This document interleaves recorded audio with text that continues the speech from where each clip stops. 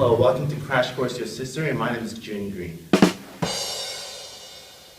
Today we're going to talk about the Great Depression and the decrease in the automotive market. After the stock market crash in 1929, Americans didn't have enough money, they didn't have enough funds to buy the goods the automobile industries had. The demand was so low, although the supply was really high. Although Ford had enough Model A's, Model T's to hand out to the consumers didn't want them because they didn't have enough money to buy them.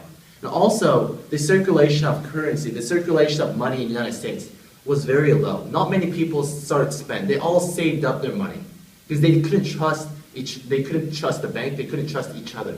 So the money remained intact. It didn't go anywhere. So since the circulation of currency, the circulation of money decreased, the spending and the buying, the consumerism also decreased. So this was the big cause to the crisis in the automobile industries. They had enough cars, they had enough supplies to give out to the consumers, but they couldn't find the way. They couldn't find the way to get their goods across to the consumers.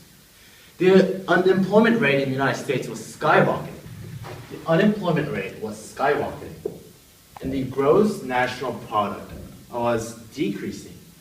The automobile industries stopped producing the goods because the consumers didn't have enough money to buy the goods. The GNP in 1929 was 100, in 1930 it was 90, and in 1933 it's 70. It's going down, and it's getting worse and worse.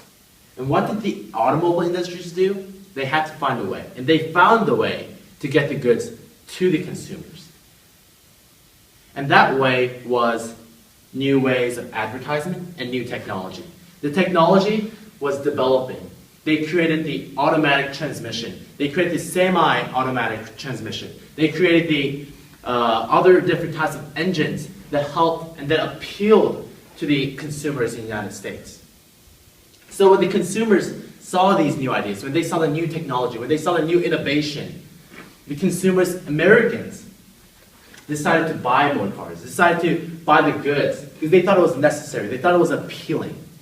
And this way, Henry Ford, GM, and other automobile industries were able to get their goods to the consumers.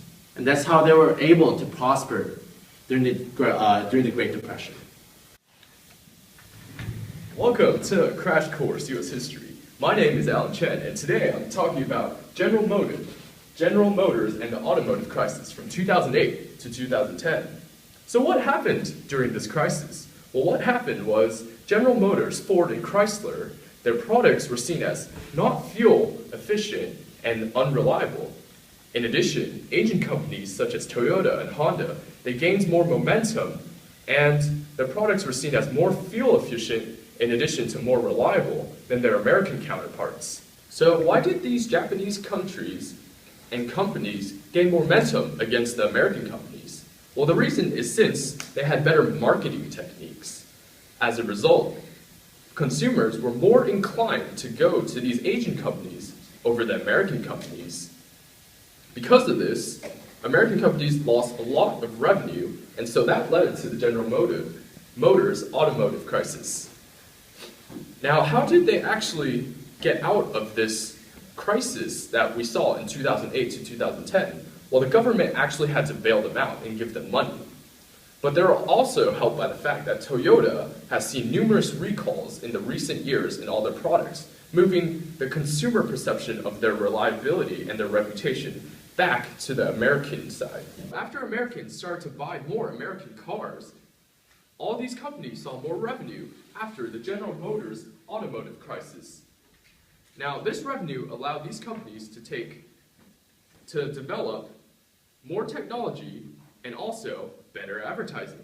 For example, on the advertising front, God Made the Farmer by Dodge was a Super Bowl commercial that wanted consumers to buy their products. In addition, technology has increased in cars, like a Wi-Fi car. Who would have ever thought of that? We still see these cars on our roads today.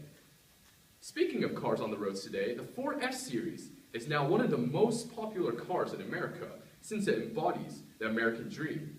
The American dream is to own a truck and to use it in construction projects, and in the workplace as a whole, making it so popular in society.